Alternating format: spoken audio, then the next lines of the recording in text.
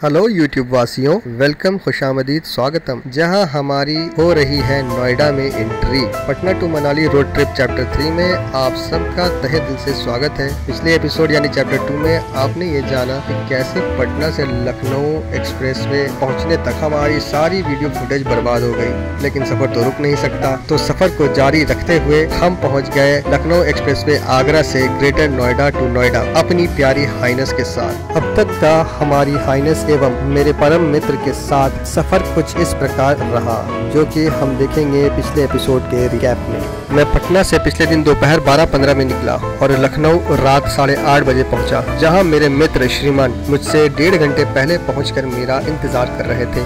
Dinner के बाद हमने साथ में जर्नी शुरू किया। लखनऊ से निकल गए अपने तत्कालीन गंतव्य स्थान दिल्ली की ओर, जिसके लिए हमने लखनऊ आगरा एक्सप्रेसवे लिया।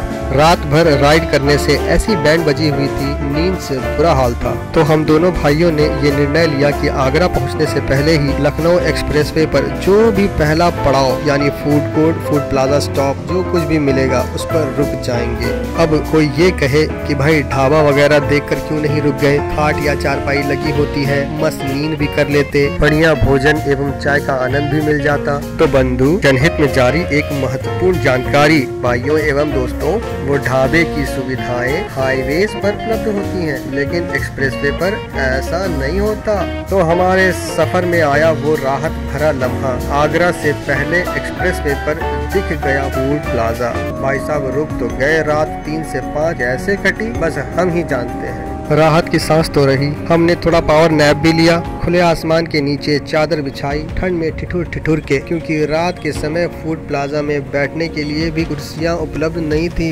ये सारी कुर्सी उलट पुलट के एक दूसरे के ऊपर रख दिया गया था। साफ सफाई के बाद मॉर्निंग आवर्स में ये सुविधाएं आप ले सकते हैं। तो हम गरीबों ने खुले आसमान का सहारा लिया। पार्किंग स्पेस तो बहुत बड़ा था, वहीं बाइक के सामने चादर डालकर कमर सीधी कर लिया। तो आगे बढ़े तो सुबह ने दस्तक देना शुरू कर दिया था, लेकिन अभी भी थोड़ा थोड़ा अंधेरा था। सूरज की पहली किरणों ने जब दस्तक दिया और आंखों से नींद गायब और शरीर से थकान गायब, मॉर्निंग सनराइज के व्यूज एंजॉय करते हुए उसी जोश के साथ हम कब बातों बातों में ग्रेटर नोएडा एक्सप्रेसवे लेकर नोएडा पहुंच गए, हमें खुद भी पता नहीं चला। नोएडा पहुंचते ही बहुत सारी पुरानी यादें, बातें, दोस्त, रास्ते, न जाने क्या क्या याद आने लगा। पुराने मोमेंट्स, पुराने किस्से, कहानियाँ, दोस्ती और यारियाँ, वो दोस्तों के साथ दिल्ली और नोएडा अप डाउन करना, शायद इसी फीलिंग को इंग्लिश में नॉस्टैल्जिया कहते हैं। और हमें ये फीलिंग उन मोमेंट्स में वापस लेकर जाती है। बहुत ही यूनिक सी फीलिंग है ये। पुराने दोस्त, पुराना शहर, पुराने रास्ते, पुराने किस्से, कहानियाँ, सब कुछ वापस से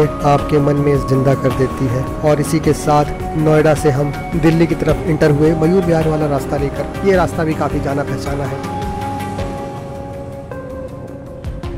मयूर विहार, अक्षरधाम होते हुए हम जा पहुँचे ITO विकास मार्ग, दिल्ली। कहानी यहीं ख़त्म नहीं होती मेरे दोस्त। अगले एपिसोड में हम मिलेंगे दिल्ली दर्शन के साथ। फिलहाल इस व्लॉग को यहीं एंड करते हैं। मिलते हैं नेक्स्ट व्लॉग में। गुड बाय, नमस्ते, सलाम।